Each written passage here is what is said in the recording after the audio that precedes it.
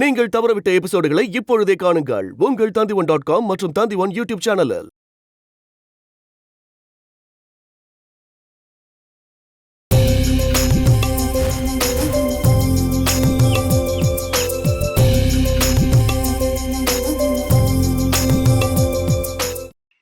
ஓ சொல்றியா மாமா, ஓ சொல்றியா மாமா. தம்பி ஷிபு, நான் கிளம்பட்டுமாப்பா? அதுக்குள்ள கிளம்புறீங்களா? ஆமா, வேலை இருக்கு. அட உட்காருங்க மாமா, நம்ம கொஞ்சம் அரசியல் கதையெல்லாம் பேசுவோம். உட்காருங்க உட்காருங்க. அப்புறம் உங்க அரசியல் பயணம்லாம் எப்படி போகுது? அட அது பாட்டுக்கு போகுதுப்பா. அடிக்கடி வாக்கிங் போங்க, தொப்பை எவ்வளவு பெருசாயிடுச்சு பாருங்க. எனக்கு டாய்லெட்டா? எனக்கு பஞ்சாயத்துல பப்ளிக் டாய்லெட்டை ஓபன் பண்ணணும். நான் அதுல கலந்துக்கணும். நீங்க தான் திறந்து வைக்க போறீங்களா? நான் தான் திறந்து வைப்பேன். நில்லுங்க மாமா, கிளம்புறீங்களா? மேல இங்க இருந்து சரியா வர மாமா. கிளம்பு வண்டி எடுடா. ஏண்டா ஷிபு, அந்த மிருவோட மாமா போயிட்டாரா? போயிட்டாரு. ஏதோ பப்ளிக் டாய்லெட் ஓபன் பண்ண போறேன்னு ஓட்டமா ஓடிக்கிட்டு இருக்காரு. திறப்பு விழாக்கெல்லாம் போயிருக்க மாட்டாரு, டாய்லெட்டை தேடிதான் ஓடுறாரு. அப்படி ஒரு ஆப்பதான் அவருக்கு இன்னைக்கு நான் வச்சேன். ஆப்பா? என்ன ஆப்பு? அது இப்போதைக்கு உனக்கு தெரிய வேணாம். ஆமா, நீ என்ன பண்றீங்க?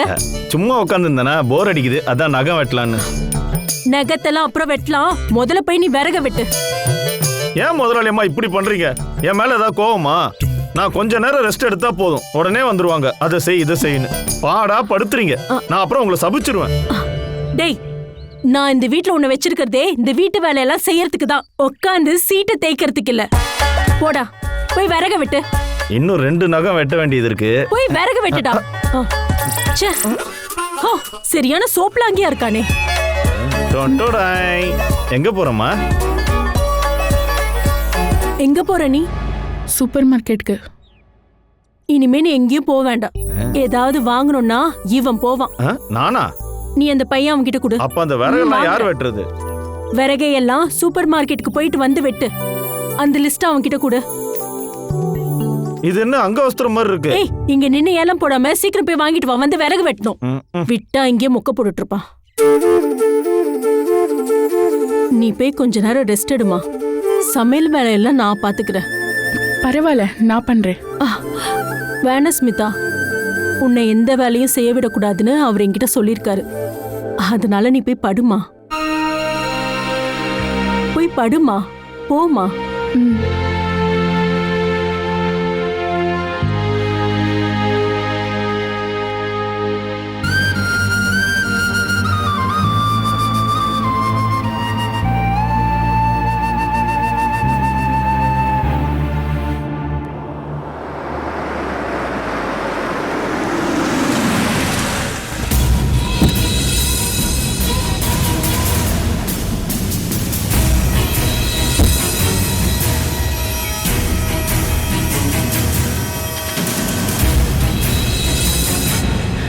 என்ன மாமா, இன்னைக்கு ரொம்ப ஹாப்பியா இருக்கீங்க, என்னாச்சு? நீ சொன்னது கரெக்ட் தாம்மா. நான் இன்னைக்கு ரொம்ப சந்தோஷமா இருக்கேன். அப்படி சந்தோஷப்படுற அளவுக்கு என்ன நடந்தது? நான் என் வாயால சொல்றதை விட நீயே அதை நேர்ல போய் பார்க்கறது தான் நல்லது. உள்ள போய் பாருமா.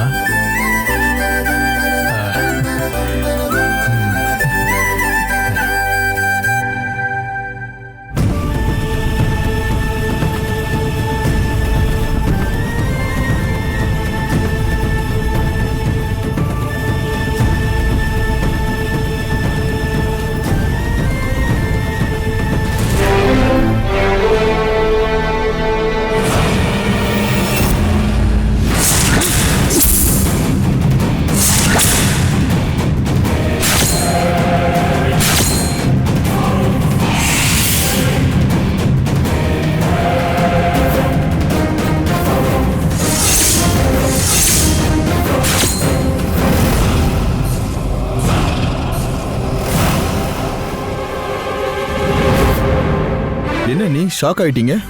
இது கனவுல இல்ல, உண்மைதான். அம்மாவுக்கு இப்போ உடம்பு சரியாயிடுச்சு. இவளை படுக்க வச்சது நான் தானே இவ எல்லார்கிட்டயும் சொல்லிருப்பாளோ?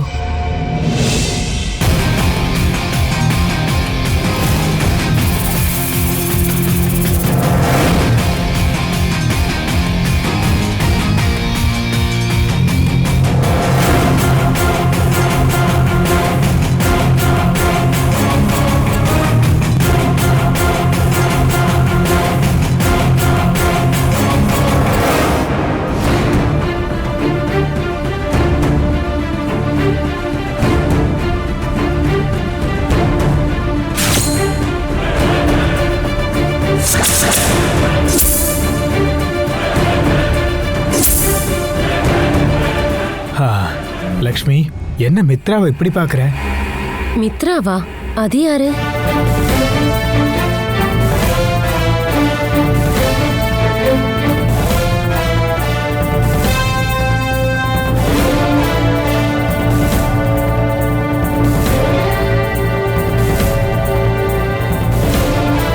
அத்தைக்கு உடம்பெல்லாம் சரியாயிடுச்சு, ஆனா பழசு எதுவுமே ஞாபகம் இல்ல. அதனாலதான் அக்கா அத்தை இப்படி எல்லாம் கேக்குறாங்க.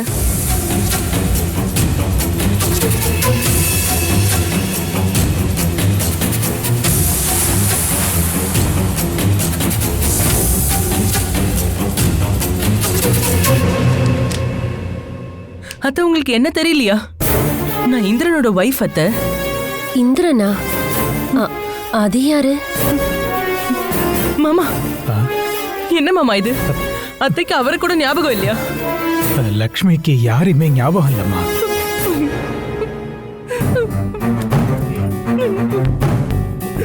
அண்ணி நீங்க கவலைப்படாதீங்க அண்ணி. இப்ப அம்மா எந்திரிச்சு நடக்கிற மாதிரி ஒரு நாள் எல்லாமே ஞாபகத்துக்கு வந்துடும். அத்தைக்கு சீக்கிரம் ஞாபகம் வரணும்னு நான் இனிமே தினம் வேண்டிப்பேன். அப்படி ஒரு நாள் கண்டிப்பா வரப்போறது இல்ல. அதுக்கு முன்னாடி இந்த கிழவியோட கதையை நான் முடிச்சிருவேன். அத்தை எழுந்து நடக்கணும்னு தானே இவ்ளோ நாளா நீங்க ஆசைப்பட்டீங்க. இப்ப சந்தோஷம் தானே? ஆமா, ரொம்ப சந்தோஷம்தான். ஆனா அத்தைக்கு ரொம்ப உறுதுணையா இருந்த என்ன கூட அத்தைக்கு ஞாபகம் இல்லைன்னு நினைக்கிறப்போ ரொம்ப கஷ்டமா இருக்கு. நீங்க கவலைப்படாதீங்க அண்ணி. அத்தைக்கு யார ஞாபகம் வரலனாலும் கண்டிப்பா உங்களை ஞாபகம் வரும். அப்படிதானே அத்தை? ஆமா, நீ யாரு?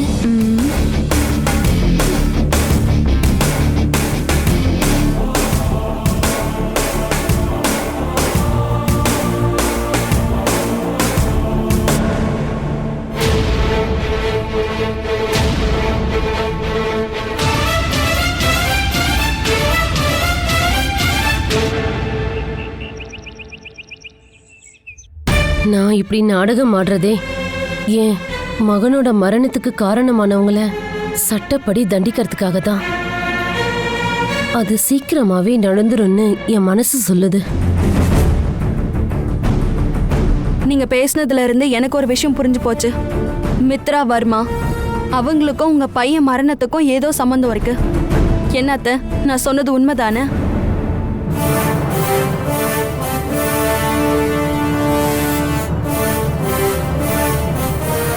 ஏன் அத்தை எதுவும் பேச மாட்டேங்கிறீங்க? அவரோட சாவுக்கு காரணம் மித்ரா தானா?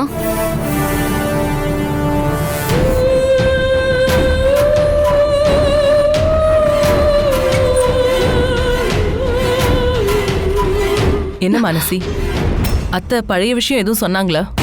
பழைய கதையெல்லாம் விடுங்க. இப்ப நடக்கிற விஷயமே அத்தைக்கு ஞாபகம் இல்ல.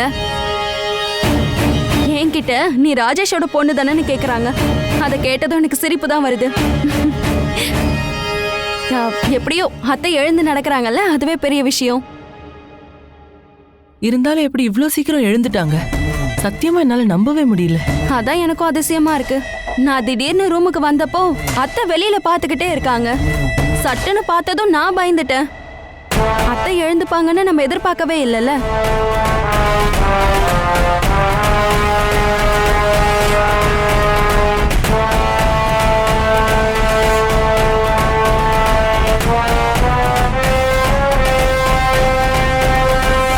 ஆமா, நீ யாரு?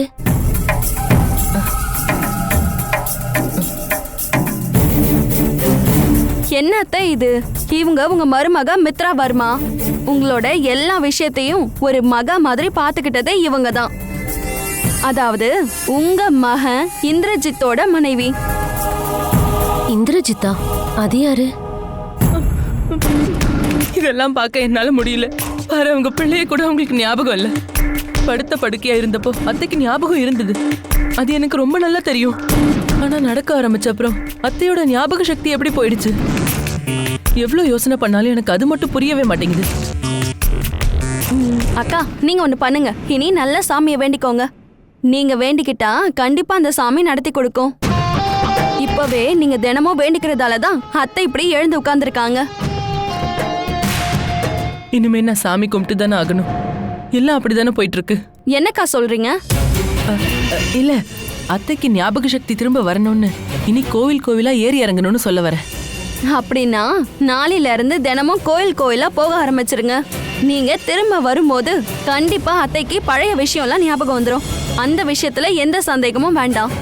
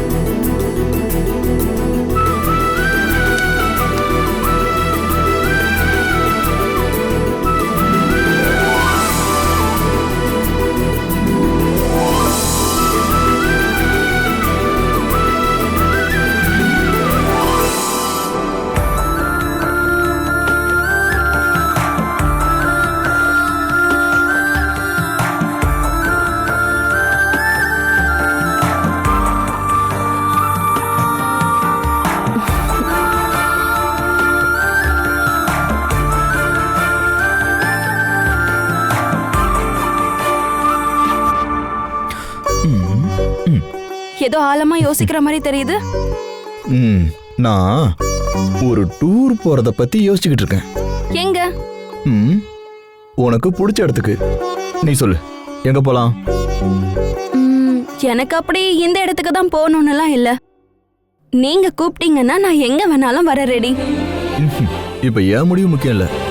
கல்யாணத்துக்கு அப்புறமா பொண்டாட்டி சொல்றதுதான் புருஷன் கேட்டு நடந்துக்கணும். அதனால நீயே சொல்லு. நான் நல்லா யோசிச்சு அப்புறமா சொன்ன போதுமா? இல்ல, எங்க வீட்டுக்கு போக டைம் இல்லைன்னு சொல்ற ஆளு டூருக்கு போறதுக்கெல்லாம் டைம் இருக்கா? ஹலோ, எனக்கு டைம்லாம் இல்லைன்னு நான் சொல்லல. கல்யாணம் ஆனதுக்கு அப்புறம் நம்ம இன்னும் ஹனிமூன் போகவே இல்லைல்ல. ஓ, எங்கேயாவது போயிட்டு வரணும்னு மனசுக்குள்ளேயும் ஆசை இருக்கும்ல. இல்லையே, எனக்கு அப்படி எந்த ஆசையும் இல்ல. உங்க கூட இப்படி இருக்கதான் பிடிக்கும். எனக்கும் அதுதான் பிடிக்கும். இருந்தாலும் ஓ மனசுல என்ன இருக்குன்னு தெரிஞ்சுக்கதான் கேட்டேன். சரி, அப்படின்னா அதே மாதிரி ஒரு கேள்வியை நான் உங்ககிட்ட கேக்குறேன். கேளுமா. நாம ஒரு குட்டி தேவாவை பத்தி யோசிக்க வேண்டாமா? நான் எப்பவும் அதை பத்தி தானே யோசிக்கிறேன். நீதான் அம்மாவுக்கு உடம்பு சரியானதுக்கு அப்புறம் பாத்துக்கலான்னு. இப்பதான் அம்மாவுக்கு உடம்புல சரியாக்கிட்டு இருக்குல்ல. அதனால வீணா நாம அந்த விஷயத்துல லேட் பண்ண வேணாம்னு நினைக்கிறேன். சரி, நாம யோசிக்கலாம். நான் இப்பவே யோசிக்க ஆரம்பிச்சுட்டேன்.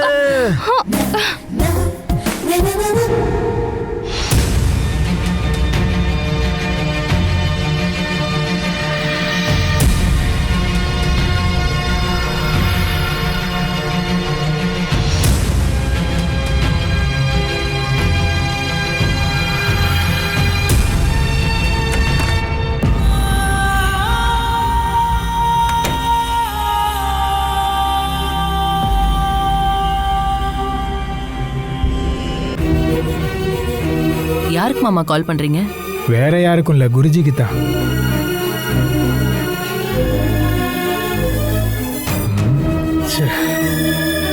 எடுக்கலையா மாமா? இல்லம்மா, அவரு தீர்த்த யாத்திரை போயிருப்பாருன்னு நினைக்கிறேன். லைன் கிடைக்கல. கண்டிப்பா அவர் ஊருக்கு வந்ததும் நம்ம வீட்டுக்கு வர சொல்லணும். கண்டிப்பா வர சொல்லுங்க. அவர் இங்க வந்து பூஜை பண்ணா அத்தைக்கு நிச்சயமா ஞாபக சக்தி திரும்ப வரும். நானும் அதை தான் எதிர்பார்க்கிறேன். எப்படியோ அத்தை எழுந்து நடக்கிறாங்கல்ல, அதுவே பெரிய விஷயம். நீ லக்ஷ்மியை கூட்டிட்டு கோயிலுக்கெல்லாம் போயிட்டு வாமா. பிடிச்ச இடத்தெல்லாம் பார்க்கும்போது கண்டிப்பா அவளுக்குள்ள ஒரு மாற்றம் வரலாம். அதெல்லாம் குருஜி வந்து பூஜை பண்ணதுக்கு அப்புறம் பண்ணலாமாமா? ஆ, அவர் வர்ற வரைக்கும் காத்திருக்கணுமா? அத்தையோட எல்லா விஷயத்திலயும் அவர் கருத்தை கேட்டு அதுபடிதானே நாம பண்றோம். அவர் வந்து சொன்னதுக்கு அப்புறமா அத்தையை நாம வெளியே கூட்டிட்டு போலாமாமா? உனக்கு அதுதான் நல்லதுன்னு பட்டுச்சுன்னா அப்படியே பண்ணுமா.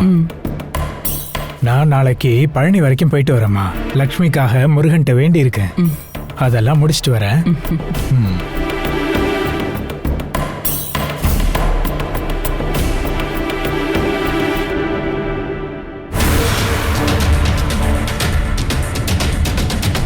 நானும் கோவில் குளம்லாம் போக வேண்டியிருக்கு. இந்த கிழவிக்கு ஞாபக சக்தி எப்பவும் வரக்கூடாது.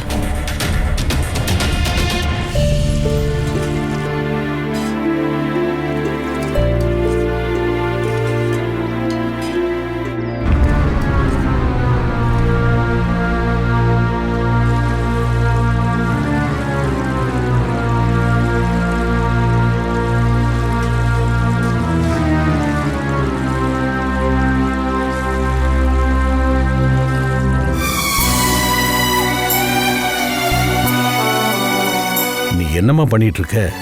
இது அப்புறம் பாத்துக்கலாம், முதல்ல போய் ரெஸ்ட் எடு. பரவாயில்ல, இது இப்ப முடிஞ்சிடும். நான் சொல்றத கேளுமா. நீ இப்படி கஷ்டப்படுறதுனால குழந்தைக்கு ஏதாவது ஆச்சுன்னா எனக்கு ஹேமாவுக்கு ரொம்ப சங்கடமா இருக்கும். சந்திரன் தான் குழந்தை வேண்டான்னு சொல்றான். எங்களுக்கு குழந்தை வேணுமா? சந்திரன் எங்க போயிருக்காங்க? அவர் போய் ரொம்ப நாள் ஆகுதுல. அவன் எங்க வேணாலும் போய் தொலையிட்டோம். உன்ன வேணாம் சொல்றல்ல, நீ ஏன் அவனை பத்தி நினைக்கிற? என்ன இருந்தாலும் என் வயித்துல வளருது அவர் குழந்தை தானே. குழந்தையோட அப்பாவை பத்தி நான் விசாரிக்க வேண்டாமா? வேண்டாம். அவ உன்னை ஏமாத்தினவன். அவனை பத்தி தேவையில்லாம நினைச்சு உன் மனசை நீ வருத்திக்காத. உன்னை நல்லபடியா பார்த்துக்க நானும் ஹேமாவும் இருக்கோம். உனக்கு என்ன தேவைனாலும் என்கிட்ட சொன்னா போதும்.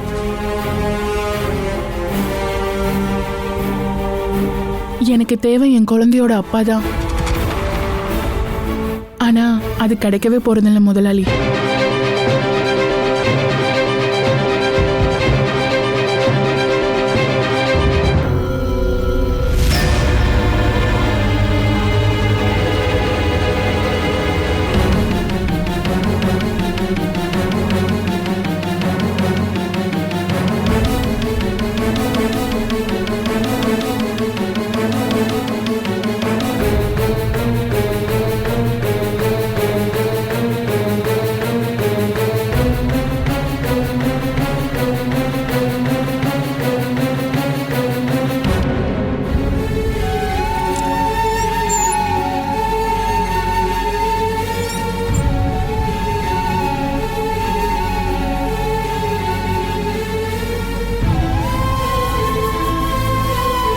என்னாச்சுங்க?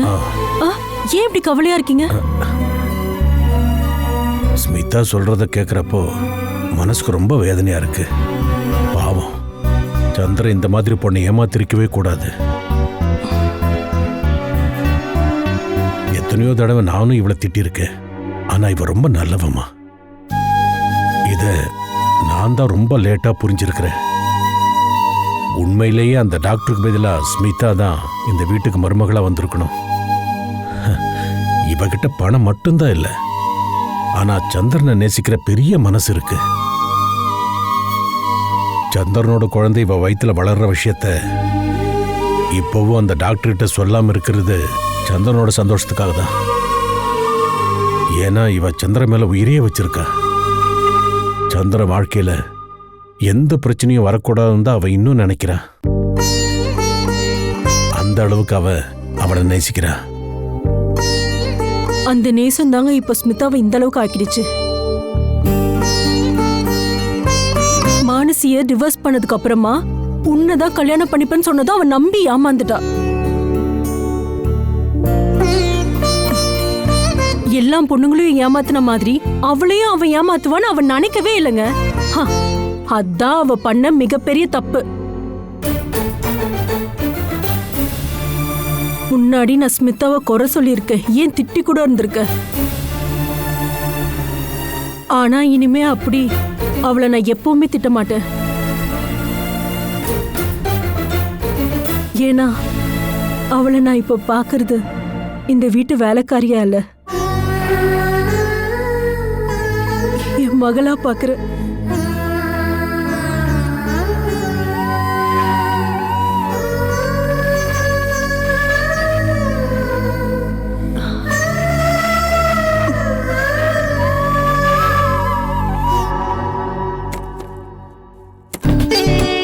இனிமே இது எதுவுமே உங்களுக்கு தேவையில்லாத. நான் டாக்டருக்கு கால் பண்ணேன். மெடிசன்ஸ் எல்லாம் ஸ்டாப் பண்ணலாம்னு டாக்டர் சொல்லிட்டாரு. தேவையில்லாத மருந்தெல்லாம் அந்த மித்ரா எனக்கு கொடுத்தா தெரியுமா? நீ மட்டும் இல்லாம இருந்திருந்தா கண்டிப்பா அவ எனக்கு கொன்னுருப்பா. என் மனசுலயும் அப்படி ஒரு பயம் இருந்துச்சு அத்தை. ஏன்னா உங்களை ஹாஸ்பிட்டலுக்கு கூட்டிட்டு போக வேண்டாமான்னு நான் கேட்கும்போது மித்ரா ஒவ்வொரு தடவையும் ஒவ்வொரு காரணத்தை சொல்லிட்டு இருந்தாங்க.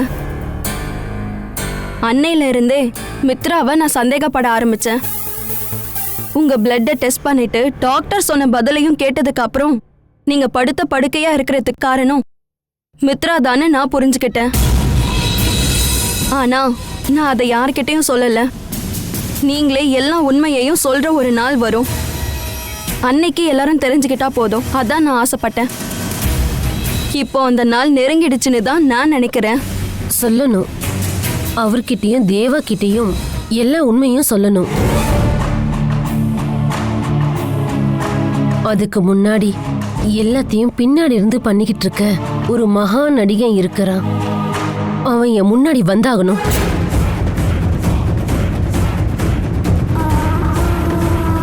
எல்லாரோட முன்னாடி வச்சு மித்ராவையும் அந்த ஆளோட முகமூடியை கிழிச்செறியணும். இனி நான் காத்திருக்க போறது அந்த நாளுக்காகத்தான்.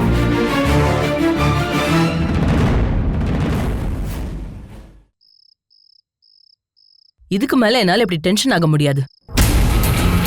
கிழவிக்கு கொஞ்சம் கொஞ்சமா குணமாயிட்டே வருது. அந்த கிழவி இந்திரஜித்தோட சாவை பத்தி யார்கிட்டயாவது சொல்லிட்டானா அடுத்த நிமிஷமே நாம ஜெயிலுக்கு தான் போவோம். இல்ல இல்ல, நினைவெல்லாம் இன்னும் முழுசா வரல. இப்ப கிழவி எழுந்து உட்கார்ந்த மாதிரி நாளைக்கே நினைவு வந்துட்டாலும் வந்துடலாம். அப்படி ஏதாவது நடந்தா நான் சொன்ன மாதிரி தான் நடக்கும். நாம நிச்சயமா ஜெயிலுக்கு தான் போவோம்.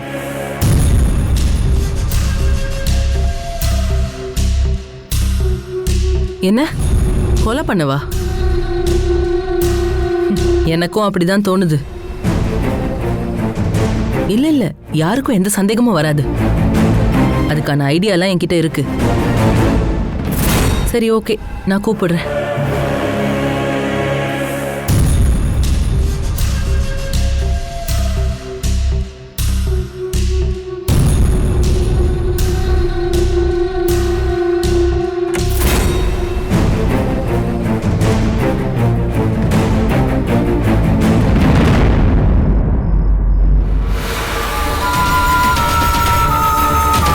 கௌரி, நீ இங்க என்ன பண்ற?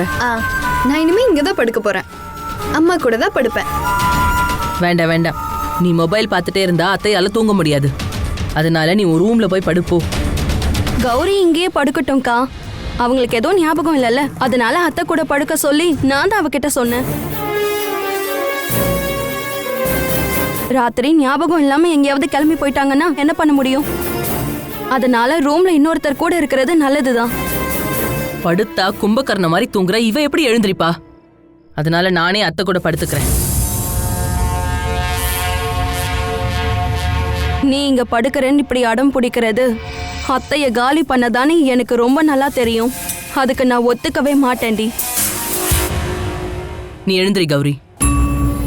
என்ன தொந்தரவு பண்ண வேணான்னு சொல்லுங்க. நீ எனக்கும் எங்க அம்மா கூட படுக்கணும்னு ஆசையா இருக்கும்ல. இவ்ளோ நாள் இல்லாத ஆசை இப்ப என்ன திடீர்னு வந்திருக்கு? அது முன்னாடி அம்மாவுக்கு உடம்பு சரியில்லை, இப்ப அப்படி இல்லைல்ல. அம்மாவுக்கு தான் உடம்பு சரியாயிருச்சு.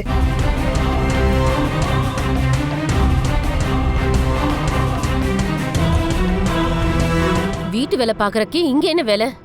ரூமை விட்டு வெளியே போடி.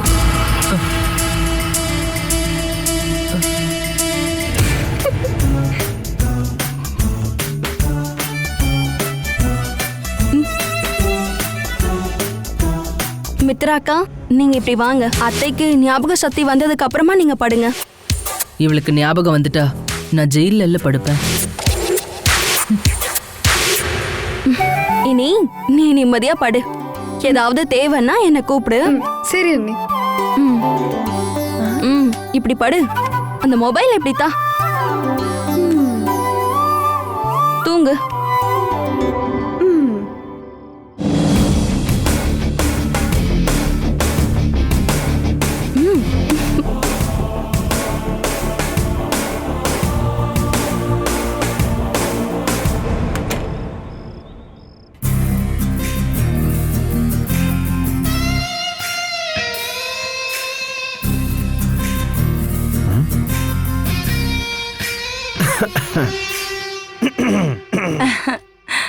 என்ன டாக்டர் அக்கா கால் பேசிட்டு இருக்கீங்களா? இல்ல சும்மா பாட்டு கேட்டுட்டு தான் இருக்கேன். சாப்பிட்டீங்களா? நைட்டு நான் ஃபுட்டு சாப்பிடுறது இல்லையே. ஐயோ, நான் ஃபுட்டு சாப்பிட்றத பத்தி கேட்கல. இது 2 ரவுண்டு லைட்டா அடிச்சேன். அதனால தான் ஜாலியா பாட்டு கேட்டுட்டு இருக்கீங்க. 2 பெக்க போட்டுட்டு எல்லா கவலையும் மறந்துட்டு இப்படி ஜாலியா பாட்டு கேட்கறது ஒரு தனி சுகம் இல்ல? உனக்கு ஒரு ரவுண்டு ஊத்தவா? வேணாம் டாக்டர் அக்கா, முதலாளி பார்த்தா திட்டுவாரு. இருந்தாலும் நீங்க வருத்தப்படக்கூடாதுங்கிறதுக்காக லைட்டா சாப்பிட்றேன். எடுத்து குடிடா. ஓகேக்கா. அங்க இல்ல, இங்க இருக்கு. ஐயோ,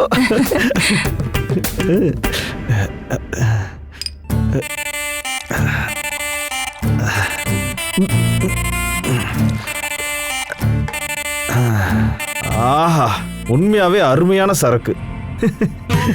நான் இந்த 130 ரூபா ஐட்டமா அடிச்சு இத குடிக்கும் போது அப்படியே பரமானந்தமா இருக்கு.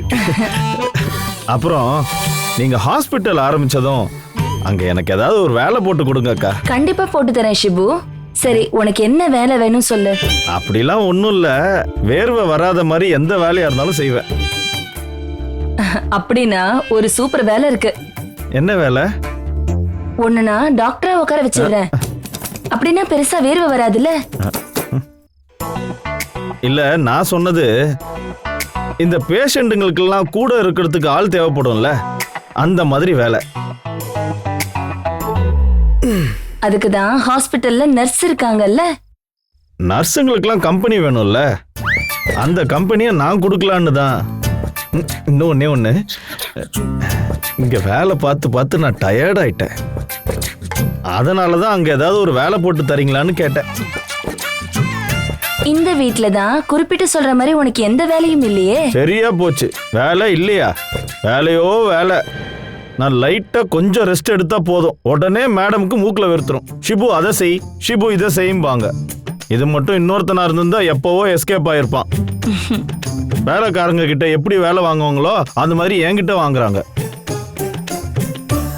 ஆனா நான் பார்க்கும்போது எல்லாம் நீ ஃப்ரீயா தானே இருக்க.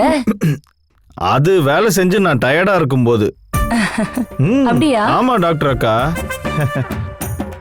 ஹாஸ்பிட்டல் ஒர்க் எல்லாம் முடியட்டும், நான் உனக்கு ஏதாவது ஒரு வேலை ரெடி பண்ணி தரேன்.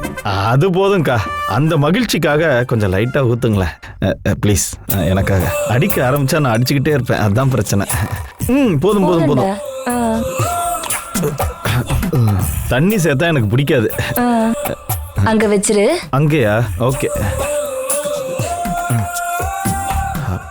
இப்பதான் லைட்டா ஏறி இருக்கு. அப்போ ஓகே, குட் நைட். நாளைக்கு பார்க்கலாம்.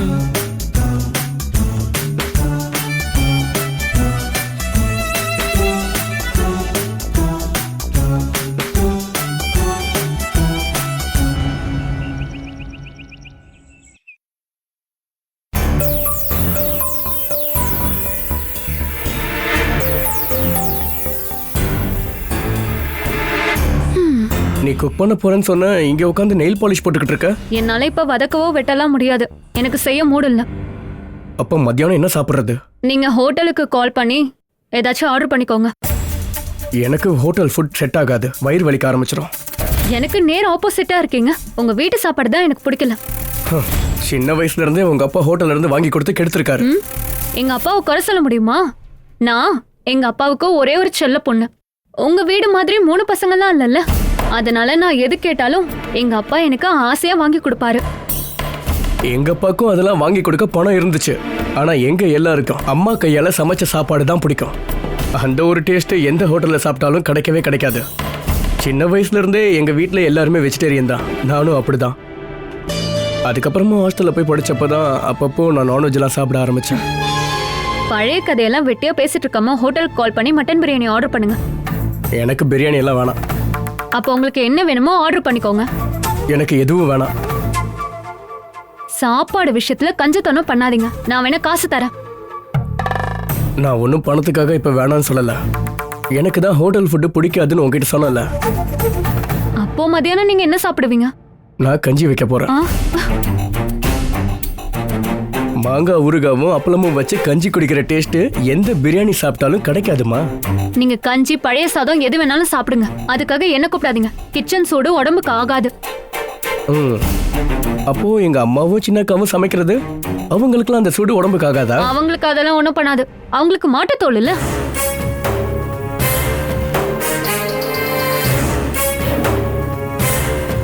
நீங்க எதுக்காக என்ன இப்படி பாக்குறீங்க? நான் சொல்றது உண்மைதானே? துளசி மகாராணி அதனாலதான் கல்யாணமான ஒருத்தர் கூட ஓடி போனாங்க. அவ ஓடியெல்லாம் போகல. நாங்க தான் அவளுக்கு கல்யாணம் பண்ணி வச்சோம். இப்ப அதுல என்ன பிரச்சனை உனக்கு? எங்க அக்காவை எங்க மாமா ராணி மாதிரி பாத்துக்கிறாரு. அப்படியா?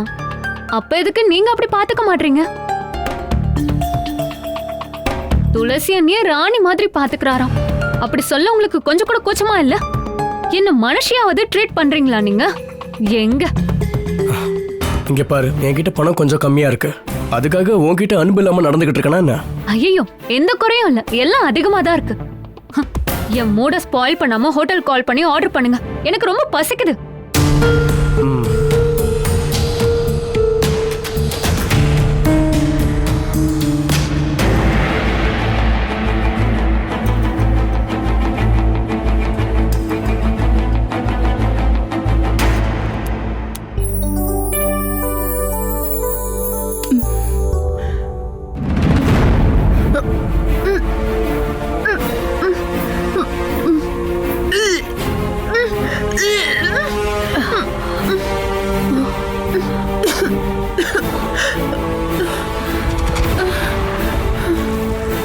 உன்னால முடியலன்னா ரூம்ல போய் நீ படுன்னு சொன்னல.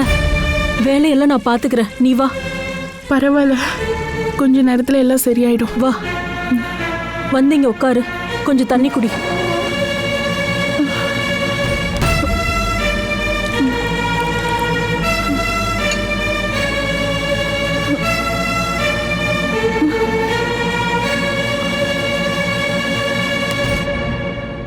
என்னாச்சு அம்மா? என்ன பிரச்சனை? ஒன்னும் இல்லைங்க, ஸ்மிதா வாமிட் பண்ணிட்டா. நீ ஒன்று பண்ணுமா, ஸ்மிதாவை கூட்டிக்கிட்டு நம்ம கீதா டாக்டர் கிட்ட போயிட்டு வா. அதெல்லாம் ஒன்றும் வேண்டாம், ஹாஸ்பிட்டல்லாம் போக வேண்டாம். இப்போ 2 நாளாவே நீ அடிக்கடி தலை சுத்துதுன்னு சொல்லிட்டு இருந்தல, அது ஏன்னு தெரிஞ்சுக்கலாம்ல? எதுக்கோ நம்ம ஹாஸ்பிட்டலுக்கு போயிட்டு வரலாம். தலை சுத்தல் மயக்கம்னாலே எனக்கு பயமா இருக்குங்க. என் விஷயத்துல எந்த பயமும் வேண்டாம். நான் செத்துட்டா அவரு ரொம்ப சந்தோஷப்படுவார்னு எனக்கு தெரியும். அப்புறம் எதுக்காக என் விஷயத்துல நீங்க இவ்ளோ அக்கறை காட்டுறீங்க? உன் வயிற்றுல வளர்றது எங்களோட பேர குழந்தைமா. நான் தான் சொன்னேனே, சந்திரனுக்கு வேணானாலும் எங்களுக்கு குழந்தை வேணும். ஸ்மிதா, நான் சும்மா சொல்லல, ஆத்மார்த்தமா தான் நான் சொல்றேன்.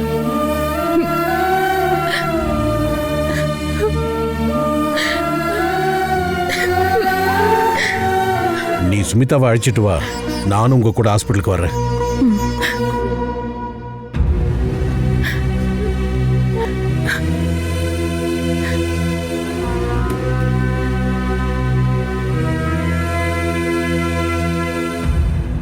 ஸ்மிதாவுக்கு என்னாச்சு முதலாளி அம்மா? ஒன்னும் ஆகல. நாங்க இவள கீதா டாக்டர் கிட்ட கூட்டிட்டு போயிட்டு வரோம், சும்மா கன்சல்ட் பண்ண. அதுக்கு எதுக்கு வெளியில போறீங்க? நம்ம டாக்டர் அக்கா கிட்ட காமிக்கலாம்ல. போது நிறுத்துற. காலையில அவ ஃபிட்டா இருப்பா. ஸ்மிதாவை கீதா டாக்டர் கிட்ட காட்டினாதான் எங்க மனசு திருப்திப்படும். வீட்டுல ஃப்ரீயா ஒரு டாக்டர் இருக்கும்போது எதுக்கு கீதா டாக்டர் போய் தண்டமா பாக்குறீங்க? உண்மையை சொன்னா முறைக்கிறாரு.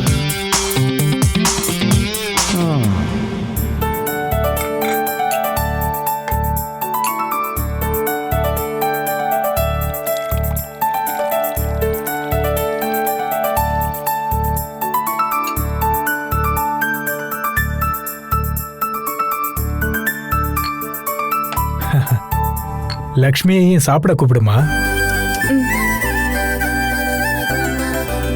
லக்ஷ்மி கிட்ட நம்ம பழைய விஷயத்தெல்லாம் பத்தி பேசினா அவளுக்கு ஞாபகம் வந்தாலும் வரும் இல்லையா? அப்படி மட்டும் ஏதாவது நடந்தா அப்புறம் நான் தற்கொலை பண்ணிக்கிறது தான் நல்லது.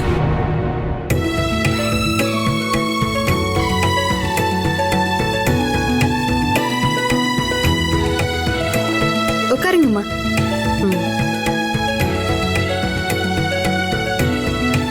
அத்தை, உங்களுக்கு சாப்பாடு போடவா? அம்மா, இது யாருன்னு தெரியுதா? தெரியுதுப்பா.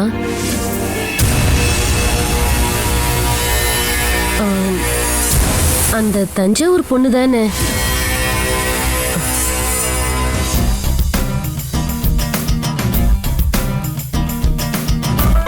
உங்க அப்பா இன்ஸ்பெக்டர் தானம்மா? இப்போ ரிட்டையர் ஆயிட்டாரா?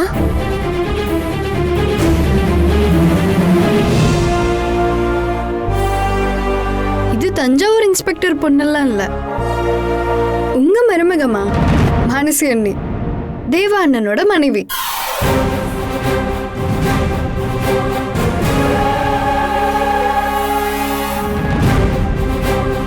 தேவாவா? அது யாரு?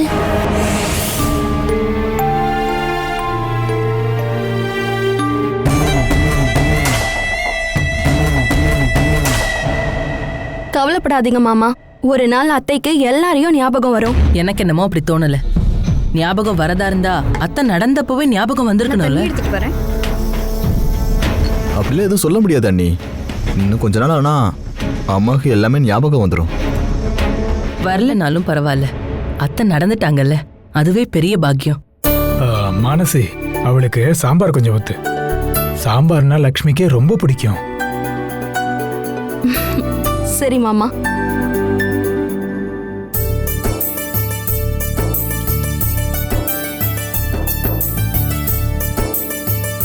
ஆமா, லக்ஷ்மிக்கு தானே சாம்பார் பிடிக்கும்னு சொன்னாங்க. அப்புறம் எனக்கு எதுக்கு ஊத்துற? நான் லக்ஷ்மி இல்லையே.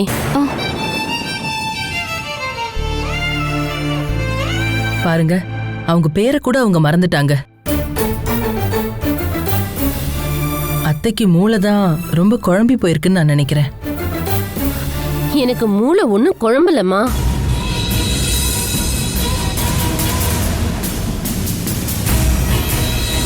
இனிமே ஏதாவது இப்படி பேசுன ஊங்கி கண்ணத்திலேயே அடிச்சிருவேன். எனக்கு யாரு என்னன்னு ரொம்ப நல்லாவே தெரியும். அதிலும் குறிப்பா நீ.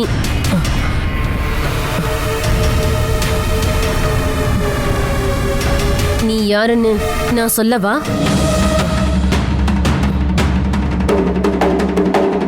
நீ அந்த கிருஷ்ணனோட பொண்டாட்டி ராதா. அதானே? இவர் தான் உன்னோட புருஷன் கிருஷ்ணன். என்ன கரெக்ட் தானே?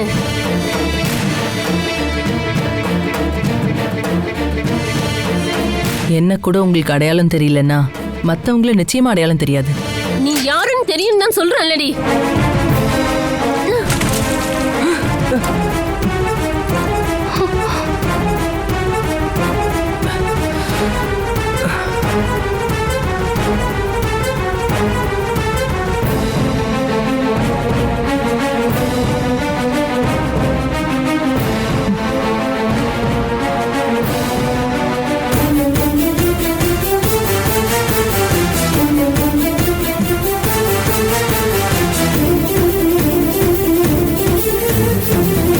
ஒன்னு எனக்கு தெரியாதா?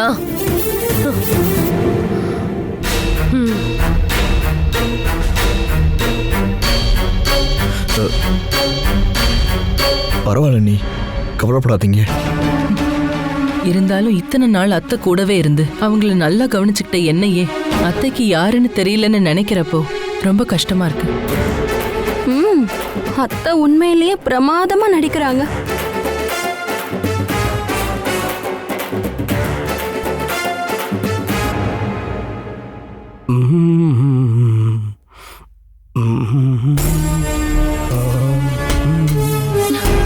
டான்ஸை ரசிக்கிறத விட்டு முதல்ல ஹோட்டல் கால் பண்ணுங்க. ஒரு பார்சல் ஆர்டர் பண்ண எவ்வளவு நேரம்? இப்பதான் அவனுக்கு கால் பண்ணேன். ஆன் தி வென் சொல்லிருக்கான். என்னன்னு தெரியல, எனக்கு பயங்கரமா பசிக்குது. அட கொஞ்ச நேரம் தான் வெயிட் பண்ண. இப்போ கஞ்சி ரெடி ஆயிடும். நீங்க செஞ்சதை நீங்களே சாப்பிடுங்க, எனக்கு வேண்டாம். இப்படி ஹோட்டல் ஃபுட்டு சாப்பிட்டு தான் இவ்வளோ குண்டா ஆயிட்டு இருக்க நீ. அப்படியா? பரவாயில்ல, அதை நான் பாத்துக்கிறேன். பார்சல் வந்துருச்சுன்னு நினைக்கிறேன்.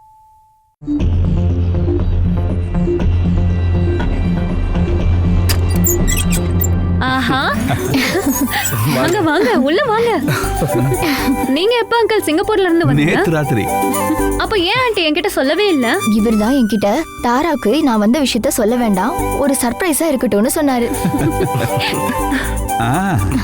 நீ போட்டோல பாக்குறத விட நேரா பார்க்க ஹேண்ட்ஸமா இருக்கியே. தாரா, உண்மையிலேயே உன் செலக்ஷன் சூப்பர். அங்கிள் நீங்க உட்காருங்க, நான் ஜூஸ் எடுத்துட்டு வரேன். அதுக்கெல்லாம் ஒன்றும் அவசியம் இல்லை, நீ முதல்ல உட்கார். வா, உட்கார். உங்க டான்ஸ் கிளாஸ்லாம் எப்படி போகுது? இப்ப பரவாயில்ல. உங்க டான்ஸ் ஸ்கூல் ஹைதராபாத்லயா இருக்கு? ஆமா. என்னாச்சு, வீட்ல யாரையும் காணோம்? எல்லாரும் கோயம்புத்தூருக்கு போயிருக்காங்க. ராயோட பாட்டி இறந்துட்டாங்க. ஓ அப்படியா? நீங்க சொல்லுங்க வேணும் அங்கிள், உங்களுக்கு எவ்வளவு நாள் லீவு? கொஞ்ச நாள் இங்க தான் இருப்பேன். திரும்ப போகும்போது ஆண்டியும் கூட கூட்டிட்டு போயிடுவீங்களா? இதெல்லாம் என்ன தாரா கேள்வி? எப்படா இங்க இருந்து போலான்னு இருக்கு. நான் பிறந்து வளர்ந்த நாடா இருந்தாலும் எனக்கு இந்த கிளைமேட் ஒத்துக்கவே மாட்டேங்குது. எனக்கு சிங்கப்பூர் தான் செட் ஆகும். அங்க ஜாலியா ஊர் சுத்தலாம்ல, அதனால தான் அங்கேயே இருப்பேன்னு பிடிவாதமா இருக்கா. அப்படியெல்லாம் ஒண்ணும் இல்ல, என்னால இவரை பார்க்காம இருக்க முடியாது தாரா. ஒரு வாரம்னா ஓகே, ஆனா அதுக்கு மேல எல்லாம் இருக்க முடியாது. இவரும் பசங்களும் ஏதாவது சாப்பிட்டிருப்பாங்களா? நான் இல்லாம பாவம் எப்படி இருப்பாங்களோ அப்படின்னு மனசுக்குள்ள ஏதாவது தோணிக்கிட்டே இருக்கும். இவ சும்மா சொல்றாமா, இவ அங்க வந்தாலும் நான் ஹோட்டல்ல தான் சாப்பிடுறேன், பசங்களையும் நான் தான் பாத்துக்கிறேன்.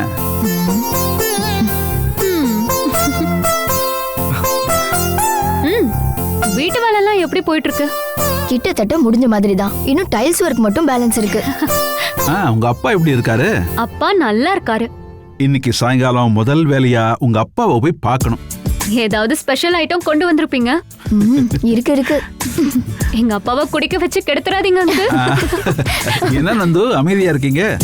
அப்படி இல்ல, நீங்க பேசிக்கிட்டு இருக்கீங்க, அதனாலதான் அமைதியா இருக்கேன். நாங்க மீட் பண்ணா இப்படிதான் பேசிக்கிட்டே இருப்போம். இவர் அப்படியெல்லாம் ரொம்ப பேசவே மாட்டார் அங்கிள். இவருக்கு எப்பவுமே பாட்டு டான்ஸ் மட்டும்தான்.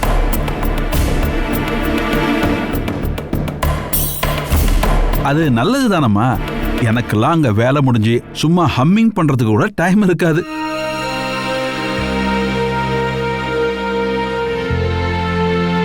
இன்னைக்கு இங்க என்ன ஸ்பெஷல்?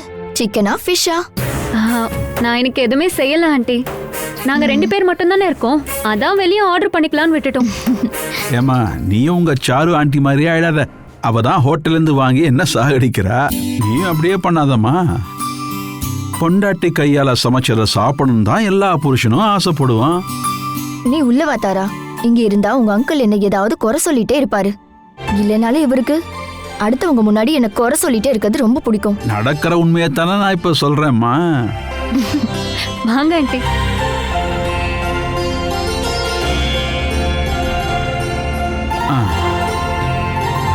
வாங்க நந்து, நம்ம வெளியே நின்று பேசலாம். நந்து, உங்களை பத்தி சாரு என்கிட்ட நிறைய சொல்லியிருக்கா. நீங்க கவலையே படாதீங்க, பொருளாதார நெருக்கடியெல்லாம் எல்லார் வாழ்க்கையிலும் வரும். உங்களுக்கு ஒன்று தெரியுமா, நானும் சாருவை கல்யாணம் பண்ணப்ப எனக்கும் நிரந்தரமான வருமானம்னு எதுவும் இல்லை. எத்தனை கம்பெனில மாறி மாறி வேலை பார்த்தேன்னு ஒரு கணக்கே இல்லை.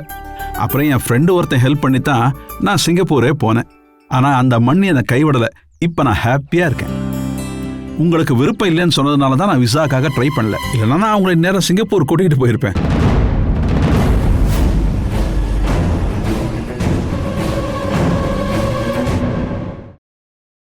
Catch us on TV, Tandivan.com, Facebook and YouTube.